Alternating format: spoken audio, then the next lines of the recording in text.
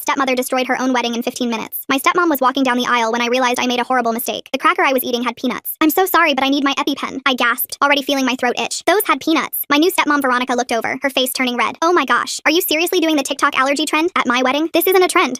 My tongue was already thickening. Give me your phone. She marched over, extension swaying. I'm not faking, but she grabbed my phone from the table. Marco, she called to her brother. Collect all the kids' phones. We're not having this go viral as bride ruins teens prank. My chest started burning from the inside. I had 8 minutes before I couldn't breathe. The number burned into my brain from the hospital. Dad! I stumbled toward him. My EpiPen is in the car. He didn't even look at me. Addison, we discussed this. No drama. I'm having an allergic reaction. The wedding guests started murmuring. Veronica's family glared at me like I was trash. Dad's side of the family hadn't even come. They'd all refused after meeting Veronica. Now I understood why. Her brother Marco was going table to table with a basket. Put your phones in, kids. Bride's orders. My 13-year-old cousin Keith tried to sneak his phone under the table, but Marco grabbed his wrist. Nice try, kid. That's when my bio sister Ellie ran straight at me. Veronica's sister grabbed her arm. Let your sister finish her performance. She's not performing, Ellie screamed. Look at her face. My lips were swelling. My skin felt like fire ants were crawling under it. I tried to push past Veronica's sister, but she shoved me back. Hard. Please, I wheezed. My EpiPen. Your father told me about these stunts, Veronica said loudly. How you faked sick when he dated Patricia. How you pretended to faint when he proposed to me. Blood started dripping from my nose. My body's panic response. 5 minutes left. Ellie broke free and ran toward my purse on the gift table. Veronica's mother blocked her. Sit down, little girl. She's dying, Ellie sobbed. That's when Keith's little sister started screaming at the top of her lungs. Help! Help! Someone's dying! Over and over. Other kids joined in. Help! Help! Shut those brats up! Veronica shrieked. She's embarrassing this family, Veronica's mother said over the screaming, just like her mother did. My dead mother, who died of anaphylaxis when I was 8. The irony burned worse than my throat. Veronica's daughter Bethany stood up. Mom, she's actually turning blue. Not you too, Veronica snapped. I'm not letting her ruin this like she ruins everything. But Mom, Bethany Marie, you defend me right now or you're grounded for summer. 3 minutes left. Thump, thump, thump. My heart was racing so fast it hurt. This is it, my brain whispered. This is how Mom felt. Through my swollen eyes, I saw Ellie fighting against 3 adults to get to my purse. Keith had started accidentally knocking over flower arrangements, creating chaos. Oops! Control these children! Veronica shrieked. When no one was looking, I dragged myself across the floor towards the panic button in the kitchen. My lungs felt like paper bags, crumpling smaller with each breath. Look at her! Veronica cackled, crawling for attention. Someone film this so everyone can see what a liar she is. But then she saw where I was heading. She ran after me, heels clicking. You take one more step, she hissed. And I tell Ice about Carlos. Tonight, one phone call and your precious uncle is gone. I froze. Uncle Carlos raised us after Mom died. He wasn't documented. 2 minutes left. My vision was tunneling, dark creeping in from all sides. She grabbed my hair, yanking my head back. Blood from my nose dripped onto her white shoes. You know what your mother said when she was dying? Veronica whispered. Nothing, because she was weak, pathetic, just like you, leaving 2 brats behind for everyone else to deal with. 1 minute left. Crack. I slammed my head against hers as hard as I could. Her scream was piercing. My nose! You broke my nose! In her shock, she let go. I lunged for the red box by the kitchen door, smashing the glass with my elbow. Beep, beep, beep! The fire alarm shrieked. The sprinklers soaked everyone. You little shat! Veronica screamed through the blood, but fire alarms meant automatic 911 dispatch. No one could stop that. The last thing I heard was Bethany screaming, Mom, she's not breathing. You killed her. I woke up 3 days later in the ICU. They'd had to intubate me and cut open my throat so I could breathe. The scar would be permanent. The paramedics told me if I had waited 30 more seconds, I wouldn't have made it. After the, are you okay, I love you conversation, Ellie started crying. Addison, she whispered. They found out about Uncle Carlos. Veronica told them. When they arrested her, she told them everything. That's when I knew she had to go, by any means necessary. My hands grabbed the hospital bed rails so hard my knuckles went white. The machines next to me started beeping faster as my heart rate spiked. I tried to sit up, but the burning in my throat made me gasp and fall back against the pillows. The bandages on my neck felt wet and I reached up to touch them, but the nurse rushed in and grabbed my wrist. She checked the monitors and adjusted something on my IV drip while telling me I'd been out for 3 days, and the doctors had to cut my throat open to save my life. The tube they shoved down my throat left everything raw and swollen inside. Every swallow felt like broken glass sliding down. She showed me the call button and told me to press it if the pain got worse, then left to get the doctor. Ellie climbed onto the bed next to me, even though the nurse said not to, and buried her face in my shoulder, crying harder. Her whole body shook as she told me how the paramedics had to restart my heart in the ambulance, and how Dad wouldn't even ride with me to the hospital. She said Veronica got arrested at the wedding for what she did, but when the cops were putting her in the car, she screamed about Uncle Carlos not having papers. The cops called ICE right there, and they came to our apartment that same night. Carlos had just gotten home from the hospital after making sure I was stable, and they took him away in handcuffs. The detention center was 2 hours north, and they wouldn't let kids visit without a parent, and Dad refused to take us. My throat burned worse as I tried not to cry because crying made everything hurt more. The door opened, and a woman with gray hair and kind eyes walked in carrying a clipboard. She introduced herself as Renata Nunez from the hospital social services, and pulled a chair close to my bed. She asked Ellie to wait in the hall for a few minutes, which made my sister squeeze my hand before leaving. Renata explained that the hospital had to report what happened because a child almost died from medical neglect, and someone actively prevented me from getting help. She said Child Protective Services would investigate, and the police were already involved. She asked me to tell her everything I remembered about the wedding. I started from eating the cracker and realizing it had peanuts all the way through hitting the fire alarm. She wrote everything down and asked specific questions about who stopped me from getting my EpiPen and what exactly Veronica said. When I got to the part about Veronica threatening Carlos, she stopped writing and looked at me. She said that was witness intimidation on top of everything else. The next morning, Detective Edmund Odell showed up with a recorder and asked me to go through everything again. He already had the 911 call from when the fire alarm went off, and the paramedic report saying I was in full anaphylactic shock when they arrived. He said I would have died in less than a minute if they hadn't been so close. He showed me photos from the wedding on his tablet, asking me to identify who grabbed me and who blocked Ellie from getting my medication. I pointed out Veronica's family members and he wrote down their names. He said several venue staff saw adults physically restraining children who were trying to help me, and one server heard Veronica say she wouldn't let me ruin her wedding. When he asked about Carlos, I told him about the threat, and he said that was a federal crime to threaten someone about immigration status while committing assault. The phone phone next to my bed rang that afternoon and Dad's name showed on the caller ID. I picked it up and before I could say anything, he started yelling about the medical bills and how the insurance company was asking questions. He said I'd ruined his life and destroyed his marriage with my drama and attention seeking. He never asked if I was okay or mentioned Carlos being taken. He just kept saying I was selfish and manipulative, just like my mother was. I hung up on him and unplugged the phone from the wall. Renata came back that evening with papers about discharge planning. She sat down and gently explained that going back to Dad's house probably wasn't safe given what happened and his reaction. She said Keith's parents had already called offering to take us in temporarily, while everything got sorted out with the courts. They had a spare room and lived in the same school district, so we wouldn't have to change schools. She said CPS would need to approve it, but she thought it was the best option. The next day, 2 nurses came in with a bag of practice EpiPens and made me and Ellie learn exactly how to use them. They showed us how to hold it with the orange tip down and swing it hard into the outer thigh and hold for 10 seconds. We practiced on foam blocks over and over until we could do it without thinking. They gave me 2 real ones to carry at all times and said the school would need to keep extras in 3 different locations. I wonder what's really going through Veronica's mind as she watches someone literally dying and still thinks they're faking it. The way she keeps insisting this is all for attention, while the kid's face is turning blue and blood is dripping from her nose, makes me curious about what kind of person can ignore such obvious physical signs. The nurse said I could never be without them again. A woman in a suit showed up saying she was the public defender assigned to help us and immediately told me not to post anything online about what happened. She said anything I wrote could be used against us in court. She handed me a notebook and told me to write down everything I remembered privately instead, with dates and times and who said what. I spent the next 2 hours filling pages with every detail I could remember while it was still fresh. She took photos of my neck bandages and the bruises on my arms from where people grabbed me. That evening, the hospital phone rang and a woman named Juliana Norwood introduced herself as an immigration attorney. She said she'd been contacted about Carlos's case and needed to meet with us as soon as possible. She explained that ICE detention was complicated and we'd need to gather lots of documents showing Carlos was a good guardian and had community ties. She said we'd need letters from teachers and neighbors and his employer saying he was responsible and took care of us. The bond hearing would happen soon and the amount would probably be high. She said we should start thinking about how to raise money because that was the only way to get him out while his case went through the system. Before I got discharged, a CPS investigator came to take my official statement and said they were opening a formal investigation. She said they'd already started interviewing wedding guests, and several people confirmed seeing adults physically prevent children from helping me during a medical emergency. The paramedic who saved me gave a statement saying I was minutes from death when he got there, and the venue staff said they saw Veronica and her family blocking access to my medication. The investigator said criminal charges were likely and warned me things would probably get complicated with Dad. Keith's mom showed up at the hospital the next morning with a minivan full of pillows and blankets and helped me sign the discharge papers while Ellie packed our stuff into plastic bags. The ride to their house took 40 minutes, and every bump in the road made my throat burn where they'd cut me open. Keith's dad had already moved their exercise equipment out of the guest room and set up 2 twin beds with matching blue comforters that smelled like fabric softener. His mom went through every cabinet in their kitchen, showing me where she'd put special stickers on anything that might have peanuts or was made in facilities that processed nuts. She'd bought 3 different brands of throat lozenges and protein shakes since I could barely swallow solid food yet. That first night, I tried to eat mashed potatoes, but it felt like swallowing broken glass. So I went back to the hospital nutrition shakes that tasted like chalk, but at least didn't hurt going down. The bathroom mirror showed the angry red line across my throat covered in surgical tape, and every time I saw it, my chest got tight, remembering how Mom's throat looked in her casket. Juliana came to the house 3 days later with a stack of papers about immigration law and sat at Keith's kitchen table explaining how ICE detention worked and why Carlos's case would be hard to win. She showed us statistics about bond amounts and success rates for people without documentation who'd been reported during criminal investigations. She said we needed letters from his boss at the auto shop and from our neighbors and teachers saying he was a good guardian who'd raised us responsibly since Mom died. The filing fees alone would be thousands of dollars before we even got to the bond hearing. Detective Odell called while I was doing my breathing exercises for my throat and asked if I had phone numbers for the other kids at the wedding who saw what happened. I told him I'd need to call their parents first to explain what he needed because I didn't want to just hand over kids' information without permission. He said he understood and gave me his direct line to call back when I had the parents' consent. My phone buzzed with a text from Dad saying he wanted to meet, but only if we came alone without any social workers or lawyers involved. I screenshot it immediately and forwarded it to Renata, who called me 10 minutes later saying absolutely not to meet him without supervision given what happened at the wedding. She said if he really wanted to see us, he could request supervised visits through proper channels. The school district sent someone to Keith's house with a laptop and textbooks so I could keep up with my junior year classes while recovering. The home instruction teacher came 3 times a week and sat at the dining room table helping me with calculus and chemistry while Ellie was at her regular school. It was weird doing school alone without the noise of other students or bells ringing between periods. Keith showed me his phone one evening, and there was Veronica's Instagram with professional wedding photos, where she'd cropped out the parts showing the chaos. Her caption said I'd tried to ruin her special day with a fake allergy attack for attention, just like I'd done at other family events. Her sister and cousins were commenting things like, some people can't stand to see others happy, and narcissistic teenagers these days will do anything for views. My hands shook as I scrolled through the comments from people who weren't even there believing her version. Juliana called that night after I'd sent her screenshots of the posts, and told me not to respond or comment no matter how much I wanted to defend myself. She said anything I posted could be used against us in court or in Carlos's immigration case, so I needed to stay completely silent online. Instead, she had me write down names of everyone who knew Carlos was a good guardian, so we could ask them for support letters. The school counselor set up a video call on Keith's mom's laptop to check how I was doing, and started explaining something called a 504 plan for when I came back to the school. She said they'd make sure I had a peanut-free table in the cafeteria, and that every teacher would be trained on using EpiPens with extras stored in the main office and gym. She asked about my anxiety levels and whether I was sleeping okay, which I wasn't, but I said I was fine because I didn't want more adults worried about me. 2 weeks after leaving the hospital, my phone lit up with another text from Dad saying if we didn't stop spreading lies about what happened, he'd cut off all contact with us permanently. He said we were destroying his life and his marriage with our attention-seeking behavior, and that Mom would be ashamed of how we turned out. Reading those words felt like getting punched in the stomach because Mom would never have let someone hurt us the way Veronica did. 3 days later, Keith came running into the guest room holding his phone with this weird look on his face. He showed me the screen where his little sister had accidentally recorded part of the wedding chaos when she was trying to text their mom for help. The video was shaky and mostly showed the floor, but you could hear kids screaming and the fire alarm going off and then the sprinklers starting. The timestamp at the bottom matched exactly with when the 911 call went through, according to what the paramedics told me. Keith helped me save the video to 3 different places, including sending it to my email and uploading it to a private cloud folder because we both knew evidence had a way of disappearing hearing when rich people like Veronica were involved. The next morning, I went to the courthouse downtown and filled out a public records request form for the 911 call audio and all the dispatch records from that night. The clerk behind the glass window said it would take 2 to 3 weeks to process, but I could pay an extra fee to rush it, which I did using money from my savings account. Having real documentation from official sources felt like building a wall brick by brick between Veronica's lies and what actually happened. That afternoon, my phone rang, and it was the venue manager calling to tell me their security camera system had automatically recorded over the footage from the wedding night because it only kept 7 days of video before wiping itself clean. He sounded sorry but not surprised, and I wondered if someone had told him to say that, or if it was just bad luck that evidence kept disappearing right when we needed it most. 2 days later, a social worker from CPS showed up at Keith's house to interview Ellie separately about what happened at the wedding. Keith's mom took me to the backyard while they talked in the living room, and I spent the whole hour pacing back and forth worried that Ellie would get confused or scared and mess something up. But when the social worker came outside afterward, she told me Ellie did great and was very clear about what she saw and heard that night. She said Ellie's account matched what the other witnesses had said, and that her statement would be helpful for their investigation. That evening, Juliana called to say she'd filed the bond request for Carlos with the immigration court, but we needed character letters from people who knew him. She gave me a list of what to include, like how long they'd known him, and specific examples of him being a good guardian and community member. Keith's mom helped me make a list of everyone we could ask, including teachers and neighbors and people from church, and Carlos's boss at the auto shop where he worked. We spent hours calling people and explaining what we needed, and most of them said yes right away because everyone loved Carlos and knew how much he'd sacrificed to raise us after mom died. While Ellie was doing homework at the kitchen table, I sat on Keith's bed typing out my statement about what Veronica said to me while I was dying. My fingers kept freezing over the keyboard when I got to the part about her calling my mom weak and pathetic for dying and leaving us behind. Something feels off about that venue manager calling to say the security footage got wiped after exactly 7 days. What are the odds that crucial evidence disappears right when they need it? I had to stop 3 times to wipe my eyes and breathe through the anger that made my chest feel tight. But I forced myself to write every single word she said, including the threat about calling ICE on Carlos, because I knew this statement might be the only proof we had of what really happened in those final moments before I passed out. Late that night, I opened Instagram on Keith's laptop and typed out a message to Bethany asking if she was okay, and saying I understood if she couldn't talk to me right now. I kept it short and didn't mention anything about testifying or the case because I didn't want to pressure her or get her in trouble with her mom. The app showed she read it within 5 minutes, but she didn't reply, and I understood because being stuck between your parent and the truth is probably the worst place in the world to be. A week later, we all had to go to the courthouse for Veronica's criminal arraignment where she would enter her plea. The prosecutor had warned me she would probably plead not guilty and get released on bail, but hearing her say those words out loud while standing there in her designer suit made my stomach turn. The judge set conditions including no contact with me or Ellie, and staying at least 500 feet away from us at all times, but watching her walk out of the courtroom with her lawyer felt like watching a snake slither back into tall grass. Dad was there too, sitting on Veronica's side of the courtroom, and when we walked past him in the hallway, he turned his whole body away from us like we were strangers. Ellie reached for his arm, but he pulled away and walked faster to catch up with Veronica's family, who were all glaring at us like we'd ruined their lives. The rejection hurt worse than I expected, even though Renata had warned us he might act this way. Detective Odell caught up with us in the parking lot and asked if he could get permission to pull my phone records from the night of the wedding to verify the timeline. He had a consent form ready, and I signed it right there on the hood of his car, because I had nothing to hide and everything to gain from showing the truth. He said the records would show if I'd tried to call for help or text anyone about my allergic reaction, which would prove I wasn't faking it for attention like Veronica claimed. 3 days after the arraignment, Renata called to tell me that CPS had done their home visit to Dad and Veronica's house. She read parts of the report over the phone while I sat at Keith's kitchen table gripping my phone so hard my knuckles went white. The social worker wrote about how Dad kept looking at Veronica before answering any questions, and how Veronica interrupted constantly to speak for him. They noted the way Veronica had removed all photos of me and Ellie from the living room and replaced them with pictures from the wedding. The report used words like controlling dynamics and concerning power imbalance, which made me feel less crazy about everything that happened. That night around 11 when everyone was asleep, my phone buzzed with a message from Bethany on Instagram. I clicked on it expecting text, but found a voice message file attached with just 3 words typed underneath. I'm so sorry. My hands shook as I put in my earbuds and pressed play on the recording. Bethany's voice came through first, whispering that she was recording this secretly. Then I heard Veronica in the background talking to someone on the phone. She was laughing about how she'd threatened to call ICE on Carlos while I was dying, and how smart she was to use that against me. The recording was only 43 seconds long, but it had everything including Veronica saying my name and Carlos's name clearly. I played it 5 times, each time feeling my heart pound harder as I realized this was actual proof of what she'd done. My first instinct was to post it everywhere online and tag every news outlet I could think of. I opened Twitter and started typing a post, but then remembered what the public defender had said about not posting anything that could hurt the case. I called Juliana even though it was almost midnight, and she answered on the second ring sounding tired but alert. She told me to send the recording to Detective Odell immediately and not to post it anywhere or share it with anyone else. I forwarded the file to Odell's email with a short message explaining what it was and when Bethany had sent it to me. The next morning, I got a text from him saying he'd received it and would add it to the evidence file. 2 weeks passed before the school counselor called to schedule a meeting about my return to classes. She explained that word had spread about what happened at the wedding, and some parents were asking questions about safety protocols. She showed me anonymous comments from the school's parent Facebook group, where people were calling me dramatic and attention-seeking just like Veronica had. We spent an hour planning strategies for dealing with rumors, and she gave me scripts for responding to questions from classmates. She also arranged for me to enter and exit through the office instead of the main doors to avoid crowds. The same week, Juliana called with news that Carlos's ICE bond hearing had been scheduled for the following month. She explained that the judge would probably set the bond really high, maybe $50,000 or more, because that's what they always did. She said we should start thinking about fundraising in the community and maybe setting up a GoFundMe page. I spent that entire weekend going door to door collecting support letters for Carlos from everyone who knew him. His boss at the construction company wrote about how Carlos never missed a day of work in 8 years and always sent money home to his sick mother. Our neighbor Mrs. Tux wrote about how Carlos fixed her fence for free when her husband was in the hospital. My English teacher wrote about how Carlos came to every parent-teacher conference and always asked detailed questions about our education. The pastor at our church wrote about Carlos volunteering for the food bank every Saturday morning without fail. The school counselor wrote a factual letter describing how Carlos had attended every IEP meeting for Ellie's learning disability and advocated for her needs. By Sunday night, I had 23 letters in a folder that I gave to Juliana at her office Monday morning. The cease and desist letter from Veronica's lawyer arrived by certified mail on Tuesday. Thursday, while I was doing homework at the kitchen table. Keith's mom had to sign for it, and she handed it to me with worried eyes asking if everything was okay. The letter claimed I was spreading false allegations about Veronica and demanded I stop immediately or face legal action for defamation. It used big legal words but basically threatened to sue me if I kept telling people what really happened at the wedding. I took a photo of it and sent it to Juliana, who texted back immediately telling me to ignore it completely. She said it was just an intimidation tactic that lawyers used when they knew their client was guilty and had no real defense. 2 days later, Renata called with news that made me actually smile for the first time in weeks. CPS had made a preliminary finding of medical neglect and emotional abuse regarding Dad's actions during my allergic reaction. She read me the key parts about how he failed to provide necessary medical care and was ignored obvious signs of a life-threatening emergency. Within an hour, Dad was calling Renata's office phone over and over, leaving angry voicemails that she played for me later. He kept saying the findings were wrong and that I'd manipulated everyone but Renata stood by the report and told him the findings were final. The morning of Carlos's bond hearing arrived faster than I expected, and we all got up at 5 to make the 2-hour drive to the federal courthouse. The courtroom was cold and scary with armed guards everywhere, and a judge who barely looked at us the whole time. Juliana presented all our letters and argued that Carlos wasn't a flight risk, but the prosecutor kept talking about enforcement priorities. The judge set the bond at $75,000 and denied our request for release on recognizance or ankle monitoring. When he banged his gavel saying Carlos would remain detained, Ellie ran out of the courtroom sobbing uncontrollably. I found her in the bathroom throwing up from crying so hard and held her hair back while she kept saying it wasn't fair. I wanted to cry too, but forced myself to stay strong for her even though my chest felt like it was caving in. 3 days after that disaster, we had to go back to court for the temporary protection order hearing. The courtroom was smaller this time, and Veronica sat on the other side with her lawyer looking angry and put together in a new suit. When my turn came to testify, I had to stand at a podium and tell the judge everything that happened at the wedding. My voice shook and I had to stop twice to drink water, but I got through the whole story, including the thread about Carlos. The judge asked me specific questions about the timeline, and I answered as clearly as I could while avoiding looking at Veronica. When I finished, the judge granted the protection order for 6 months, and specifically warned Veronica about witness tampering. She had to stay at least 500 feet away from me and Ellie, and couldn't contact us in any way, including through other people. The next morning, my phone buzzed with a text from a number I didn't recognize. It said, "Addison honey, we need to talk about this misunderstanding, please call me back Dad." I stared at it for maybe 10 seconds before taking a screenshot and forwarding it straight to Detective Odell with a note about the protection order violation. I didn't respond to Dad at all. Odell texted back within 5 minutes saying he'd handle it, and to keep documenting everything. Bethany sending that recording makes me wonder what finally pushed her to take such a risky step against her own mother. That must have taken real courage knowing what she'd face at home. 2 weeks passed before I felt ready to try going back to the school part-time. Keith's mom drove me there early Monday morning and walked me to the office to make sure all my paperwork was in order. The principal assured us they'd briefed all the staff about my medical needs and my new schedule. I only had to do mornings for now with the option to stay longer if I felt okay. Everything went fine through first and second period, but when I walked into the cafeteria for break, the smell hit me like a wall. Peanut butter. Someone had a PB&J sandwich 3 tables away and my body just reacted. My chest got tight and my hands started shaking and I couldn't breathe right even though I knew I hadn't eaten anything. The room started spinning and I grabbed the nearest table to steady myself, but that made everyone turn and stare at me. The nurse came running when someone told her I was having trouble, and she helped me to her office where I sat with my head between my knees trying to slow my breathing. She kept telling me I was safe and that it was just a panic attack, not an allergic reaction, but my body didn't believe her. It took 20 minutes before I could breathe normally again, and another 10 before I stopped shaking. The nurse called Keith's mom to pick me up early, and I felt so stupid and weak for not being able to handle a smell. The next day, we had the 5:04 plan meeting in the conference room with the principal and the nurse and the district coordinator and 2 teachers. They went through every detail of my allergy protocol and made sure everyone understood how to use an EpiPen. The nurse showed them the practice pen and made each person demonstrate they knew how to use it correctly. They designated a peanut-free table in the cafeteria and put up new signs about not sharing food. The coordinator said they'd send an email to all parents reminding them about severe allergies and asking them to avoid peanut products when possible. Having all these safety measures in place made me feel less anxious about being at the school, even though I still got nervous every time I walked past the cafeteria. That afternoon, Detective Odell called with good news. He'd gotten the audio file Bethany sent me and had their tech people verify it was authentic and unedited. The timestamp on the recording matched perfectly with the 911 dispatch logs from the wedding. He said the recording clearly captured Veronica threatening Carlos while I was having the allergic reaction, and that combined with all the witness statements made for a strong case. He sounded really confident, which gave me hope that Veronica would actually face consequences for what she did. 3 days later, Juliana drove me and Ellie to the ICE detention center to try visiting Carlos. We'd filled out all the paperwork and sent it in, but when we got to the front desk, the officer looked at his computer and shook his head. He said I wasn't on the approved visitor list yet, and that the application was still being processed. I asked how long it would take, and he said it could be anywhere from 2 weeks to 2 months depending on the backlog. He explained I needed to register online first, and then wait for approval, and then schedule visits in advance. I felt so stupid for not knowing how the system worked, and for getting Ellie's hopes up about seeing Carlos. She cried the whole drive back, and I couldn't even comfort her properly because I was trying not to cry too. The next morning, Renata called with better news. CPS had approved our kinship placement with Keith's family for at least 6 months with the possibility of extension if needed. She said they'd done the home study and background checks and everything looked good. Keith's parents had already told us we could stay as long as we needed, but having it official made it real. When I told Ellie, she started crying again, but this time from relief. Keith's mom hugged us both and said we were family now, and that she'd already started the paperwork to get us on their insurance. That night, my phone buzzed with a text from Bethany. She said her mom's lawyer had been asking her questions about the wedding, and she was scared. She wrote that she might testify if she got subpoenaed, but she was terrified of what her mom would do to her. I texted back that I understood completely, and that she should do whatever kept her safe. I told her she'd already helped more than she knew by sending me that recording, and that I didn't want her getting hurt because of me. She sent back a heart emoji and then nothing else. The school counselor scheduled my first therapy appointment for Thursday afternoon. I sat in her office for 5 minutes before I could even start talking. She asked me to tell her about the wedding, and I tried, but kept having to stop and drink water. When she asked about my mom dying the same way, I completely broke down. I hadn't cried about mom in years, but sitting there trying to explain how it felt to almost die exactly like she did made everything come flooding back. The counselor just sat there and let me cry without trying to make me feel better or tell me it was okay. She said we'd take things slow and that there was no rush to talk about everything at once. It was harder than I expected to be that vulnerable with someone I'd just met. 2 days later, Graham Oates, the prosecutor on Veronica's case, filed a motion with the court about witness intimidation. He included the cease and and desist letter from Veronica's lawyer and Dad's text trying to contact me, and asked the judge for stricter bail conditions. He wanted Veronica to have a curfew and to be prohibited from any contact with witnesses even through third parties. He took the threat seriously, which made me feel less alone in this whole mess. Meanwhile, Juliana was working on a bond redetermination motion for Carlos. She'd gathered letters from 15 more people in the community, including our pastor, and 3 of Carlos's co-workers and his boss from the restaurant. She also had documentation showing he'd been in the country for 12 years and had never been arrested or even gotten a traffic ticket. She seemed cautiously optimistic that we could get the bond amount reduced to something we could actually afford. The next morning, Renata called with news about Dad and the CPS investigation. She explained that Dad would need to complete a service plan if he wanted to see Ellie again, and all visits would have to be supervised by a court-approved monitor at a special facility downtown. The plan included parenting classes, anger management sessions, and individual counseling to address why he'd let me almost die at his own wedding. Ellie listened on speakerphone, twisting Keith's mom's dish towel in her hands until her knuckles turned white. Renata said the supervision wasn't perfect, but at least someone would be watching to make sure nothing bad happened during visits. 3 days later, Graham Oates called to tell me the preliminary hearing was set for next Thursday at 9 in the morning. He wanted to meet with me that afternoon to practice my testimony, so Keith's mom drove me to the courthouse where we spent 2 hours in a small conference room going over every possible question. Graham made me describe the wedding over and over, asking the same questions different ways until I could answer without my voice shaking or tears starting. He showed me where I'd sit in the courtroom and explained how Veronica's lawyer might try to confuse me or make me look like a liar. We practiced breathing exercises for when I felt panic rising in my chest. He had me tell the story 15 times until the words came out steady and clear, even though my hands still shook under the table. That night, I sat at Keith's kitchen table trying to write my victim impact statement on his mom's laptop. I typed out everything I wanted to say about Veronica, including detailed fantasies about her rotting in prison forever and losing everything she cared about. The first draft was 3 pages of pure rage about how she'd almost killed me and destroyed our family. Keith's mom read it over my shoulder and gently suggested I might want to tone it down since the judge would see it. I deleted the revenge parts and rewrote it, focusing on how scared I'd been, how the scar on my throat reminded me every day of almost dying, and how Ellie had nightmares about losing me like we'd lost Mom. The final version was only 1 page, but Graham said it was powerful enough to make an impact. 2 days before the hearing, Dad called Keith's house phone at dinner time. Keith's dad answered and handed it to me with a worried look. Dad started with this weak apology about how things got out of hand at the wedding, but before I could even respond, he switched to demanding I tell everyone I'd been exaggerating about what happened. He said I needed to recant my lies about Veronica trying to hurt me and tell the prosecutor it was all a misunderstanding. He kept saying she was a good person who just got stressed on her wedding day and that I was destroying his life with my drama. My hands shook as I held the phone, but I managed to say no in a clear voice before hanging up. Keith's mom immediately called Graham to report the contact violation while I sat at the table trying to stop shaking. That same evening, Bethany texted me from a number I didn't recognize. She wrote that her mom's lawyer had been pressuring her about her testimony, but she wasn't going to lie if they made her take the stand. She said she'd tell the truth about the recording and what she saw at the wedding even though she was scared of what her mom would do when she found out. She wrote that seeing me almost die had changed something in her, and she couldn't pretend it didn't happen. I texted back that she was brave and that I respected her for doing the right thing even when it was hard. Thursday morning came too fast, and suddenly I was sitting in the courtroom wearing the only nice outfit Keith's mom could find that would hide my throat scar. Keith's parents already starting insurance paperwork before the kinship placement was even official makes me curious about their real motivations here. Dad calling to demand she recant her lies, while Veronica's facing charges seems like strange timing. I wonder if someone's coaching him on what to say. The room smelled like old wood and floor cleaner, and the bench where the judge would sit looked huge and intimidating. Graham sat next to me at the prosecutor's table while Veronica and her lawyer sat across the aisle. She wore a conservative gray suit and had her hair pulled back in a bun, looking nothing like the screaming bride who'd let me die. The bailiff called the court to order, and the judge, an older woman with short gray hair, started reading through the charges. When the EMT took the stand, my whole body tensed up. He described finding me unconscious with my airway almost completely closed, saying I was minutes from brain damage or death when they got there. He explained how they'd had to perform an emergency tracheotomy right there on the venue floor because my throat was too swollen for normal intubation. He said in his 20 years as a paramedic, he'd rarely seen someone so close to death from anaphylaxis who survived. His testimony made me relive those final moments before I passed out, and I used the breathing exercises Graham taught me to keep from having a full panic attack right there in court. After the EMT stepped down, Graham called Bethany to the stand. She looked terrified walking up there in her school uniform, not making eye contact with her mom. Graham asked her about the recording, and she confirmed in a small voice that she'd made it on her phone during the wedding. He played it for the court, and everyone heard Veronica's voice clear as day saying she'd call ice on Carlos while I was dying on the floor. The judge's face changed completely when she heard Veronica threaten to have Carlos deported while refusing to let anyone help me. Even Veronica's lawyer looked uncomfortable, shuffling his papers and whispering urgently to his client. When the recording ended, the courtroom was dead silent for a moment before the judge asked Bethany if that was really her mother's voice. Bethany said yes and started crying. After all the testimony, the judge didn't hesitate to extend the no-contact order for the maximum time allowed. She warned Veronica that any attempt at witness tampering would result in immediate jail time, and added stricter bail conditions including electronic monitoring and a curfew. She said the evidence presented showed clear danger to minor children, and that the court would not tolerate any violations. For the first time since the wedding, I felt like maybe the system would actually protect us instead of letting Veronica get away with everything. The next week was Carlos's bond redetermination hearing at the immigration court downtown. Juliana had gathered 37 support letters from people in our community, plus documentation showing Carlos had been here 12 years without any arrests or problems. The judge reviewed everything while we sat in the gallery holding our breath. After 40 minutes of arguments from both sides, the judge announced he was reducing the bond from $50,000 to $15,000. It was still a huge amount, but suddenly it felt possible to raise it instead of completely hopeless. Juliana started making calls right there in the courthouse hallway. Within 3 days, our church had raised $8,000 through donations and bake sales. Keith's parents took out a loan for $5,000, and Carlos's boss at the restaurant put up the final $2,000. The community came together in a way I'd never seen before, with people who barely knew us contributing whatever they could. A week later, I stood outside the detention center with Ellie and Juliana waiting for Carlos to walk out. When the door finally opened and he came through wearing an ankle monitor but smiling, Ellie ran straight into his arms, sobbing while I stood there trying not to completely break down in the parking lot. Back at Keith's house that night, Carlos sat us down on the couch and pulled us both into a tight hug that lasted forever. His ankle monitor pressed against my leg through his jeans. He smelled like the detention center soap, and his eyes looked tired, but he was here, and that's all that mattered. Mija, I need you to promise me something, he said quietly. I nodded patted against his shoulder. No revenge, no tricks, nothing illegal against that woman or your father. His hands gripped my shoulders as he looked straight at me. We do this the right way through the courts and lawyers. I wanted to argue, but the look in his eyes stopped me cold. He'd just spent weeks locked up because of Veronica's call to ICE, and here he was telling me to take the high road. My fist clenched, but I nodded because what else could I do when he was looking at me like that? The next morning, Graham called while I was eating cereal at Keith's kitchen table. He explained that Veronica's lawyer had rejected every plea deal they'd offered, which meant we were definitely going to trial. It'll be months of waiting and stress, but at least everything will come out in court, he said. I wrote down all the dates he gave me on the calendar Keith's mom had stuck to the fridge. 3 days later, Renata showed up with a stack of papers for Keith's parents to sign. CPS was making the kinship placement official for at least 6 months with options to extend if needed. She also confirmed that Dad would only get supervised visits with Ellie at the CPS office downtown if he completed his parenting classes and anger management first. Ellie sat next to me on the bed that night, crying about not being able to see Dad like normal anymore. I rubbed her back and reminded her it was for our safety, but she still cried herself to sleep. School started feeling more normal after the counselor got my 504 plan fully set up with 3 EpiPens stationed around campus. One stayed in the nurse's office, another in the main office, and the third in my homeroom teacher's desk drawer. They trained all the staff during a special meeting and even did a practice drill with an expired pen and a dummy. Walking through the halls knowing there were EpiPens everywhere made my chest feel less tight for the first time since the wedding. The therapist's office smelled like vanilla candles and had those white noise machines that made ocean sounds. She gave me a notebook to track my triggers and asked me to write down 3 coping strategies before our next session. I sat in Keith's room that night staring at the blank pages, trying to figure out how to explain that peanut butter commercials made me want to throw up now. 2 weeks passed before Ellie finally slept through a whole night without waking up screaming about the wedding. I watched her from my bed across the room as she breathed steady and calm with her stuffed rabbit tucked under her chin. My body stayed tense, waiting for her to jolt awake, but she just kept sleeping peacefully until morning. Keith's mom found me an old camcorder at a garage sale, and I started recording myself talking about everything that happened. Not for court or evidence, but just to get it out of my head and into something real. I sat in the bathroom with the door locked and whispered the whole story from the beginning while the camera's red light blinked at me. Talking to the camera felt easier than talking to the therapist somehow. By Sunday night, I had the whole month mapped out on my calendar with different colored pens. Red for court dates, blue for Carlos's ICE check-ins, green for therapy appointments, and yellow for school stuff. Dad had texted 6 times asking when we were coming home, but I never answered. We weren't going back to that house ever again if I had anything to say about it. Carlos helped me understand that fighting through proper channels was the only way to really win this. We were safe at Keith's house. We had lawyers and social workers on our side, and we were going to get through this together even if it took months or years to finish. Appreciate you hanging out and wondering through all these questions with me today. It's always interesting sharing the ride together. I'll see you in the next one. And hey, if you made it to the end, drop a comment. I love reading all your comments.